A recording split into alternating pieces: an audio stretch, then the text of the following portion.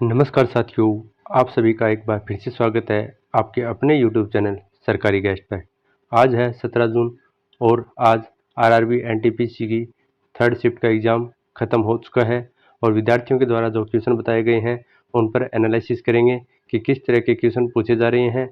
GK के क्वेश्चनों पर भी बात करेंगे, मैथ के क्वेश्चनों पर भी बात करेंगे और नया टॉपिक आ रहा है कंप्यूटर के क्वेश्चनों पर भी बात करेंगे और साथ ही साथ रीजनिंग में क्या कुछ पूछा जा रहा है उन पर भी बात करेंगे। तो वीडियो को स्टार्ट करते हैं। वीडियो को स्टार्ट करने से पहले अगर आप चैनल पर नए हैं तो चैनल को सब्सक्राइब कर लीजिए, क्योंकि आपको आने वाली एनालिसिस वीडियो इसी चैनल पर मिलेगी। और अगर आपका भी एग्ज़ाम किसी शिफ्ट में है या आगे किसी एग्ज़ाम किसी दिन है तो कमेंट में बता सकते हैं कि किस दिन आपका एग्ज़ाम है। तो चलिए बिना किसी देरी के साथ वीडियो को स्टार्ट करते हैं। आज का पहला क्वेश्चन पूछा गया था, ITCZ भौगोलिक शब्द में सी का तात्पर्य क्या है?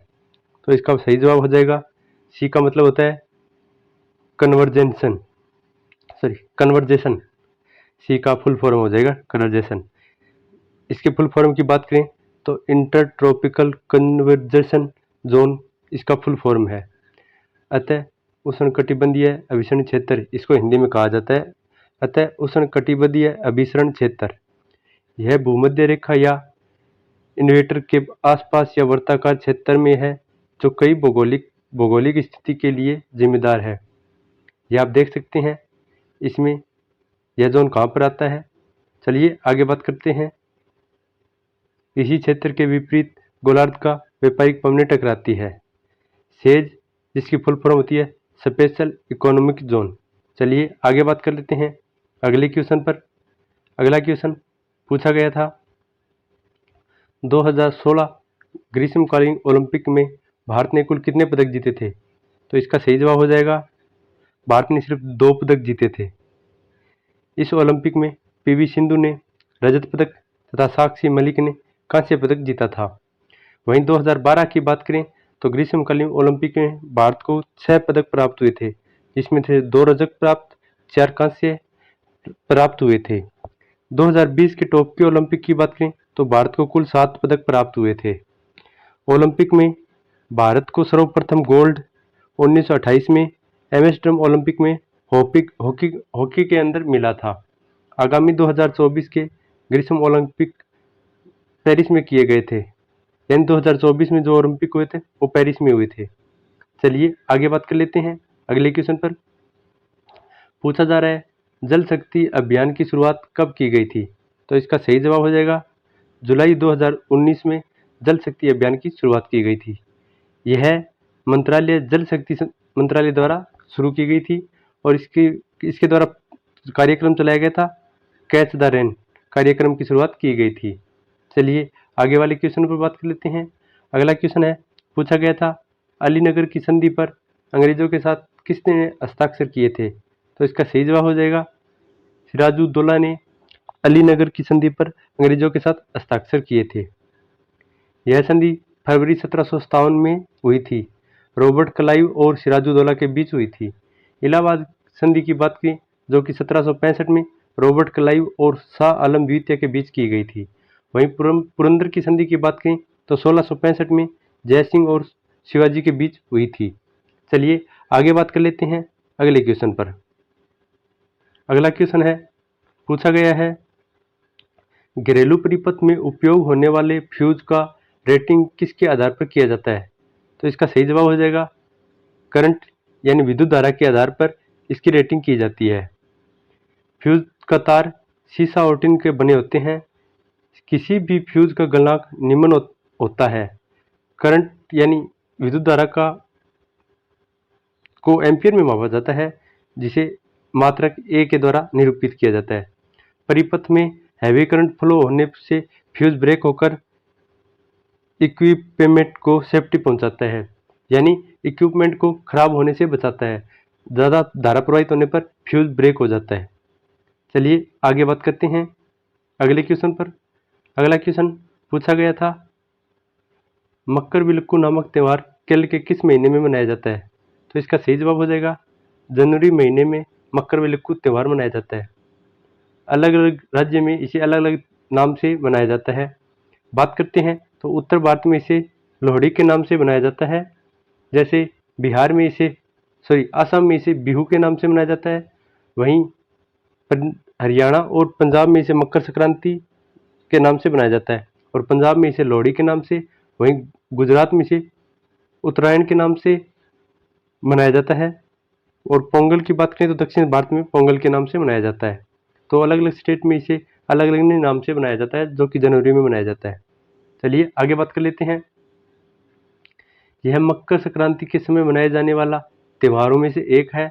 मकर विलक्कू 7 दिवसीय केरल में मनाया जाने वाला त्यौहार है, जो सबरीमाला अयप्पन देव को समर्पित है। पोंगल, जो कि तमिलनाडु में 4 दिन तक मनाई जाती है, जो सूर्य देवता को समर्पित है। चलिए आगे बात कर लेते हैं। अगला क्वेश्चन पूछा गया था, ऑस्कर पुरस्कार प्राप्त करने वाली प्रथम अभिनेता कौन थे? तो इसका सही जवाब हो जाएगा एमिल जेनिसन, जिन्होंने प्रथम ऑस्कर पुरस्कार प्राप्त किया था। ऑस्कर पुरस्कार की शुरुआत 1929 में हुई थी। दादा साहेब फाल्के पुरस्कार की बात करें तो इसकी शुरुआत 1969 में हुआ था और पहले विजेता की बात करें तो देविका रानी रोड्रिक थी। हाल ही में भारतीय संगीत नाटू नाटू को ऑस्कर मिला था। भारत के लिए पहला ऑस्कर जीतने वाले भानु अथैया, जिसे कॉस्ट्यूम डिजाइनिंग के लिए मिला था। भारत में प्रथम ग्रैमी अवार्ड की बात करें तो पंडित रविशंकर को मिला था। पहले नोबेल पुरस्कार की बात करें तो यह विजेता थे Rabindranath Tagore.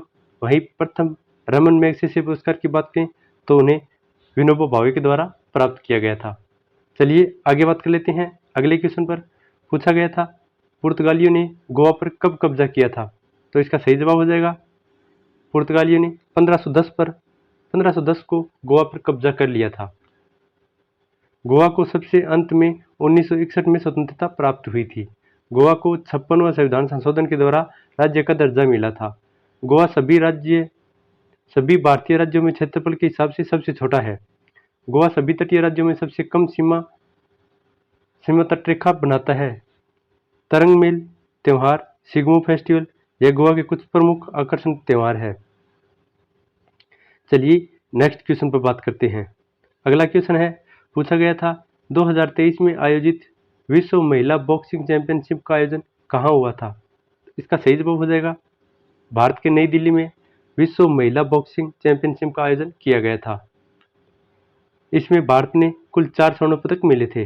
2023 hockey world cup Odisha में हुआ था और विजेता की बात करें तो जर्मनी इसके विजेता रहे थे। वहीं 2022 विश्व एथलेटिक्स चैंपियंस अमेरिका में हुआ था और 2022 शतरंज 44 ओलंपियाड चेन्नई में हुआ था और 2022 में फीफा वर्ल्ड कप कतर में हुआ था। वहीं बात करते हैं 2022 में कॉमनवेल्थ गेम बर्मिंघम इंग्लैंड में हुए थे। और आगे बात करते हैं अगले क्वेश्चन पर। पूछा गया है, नीलगिरी पहाड़ी के दक्षिण छोर पर स्थित कौन सा पास है?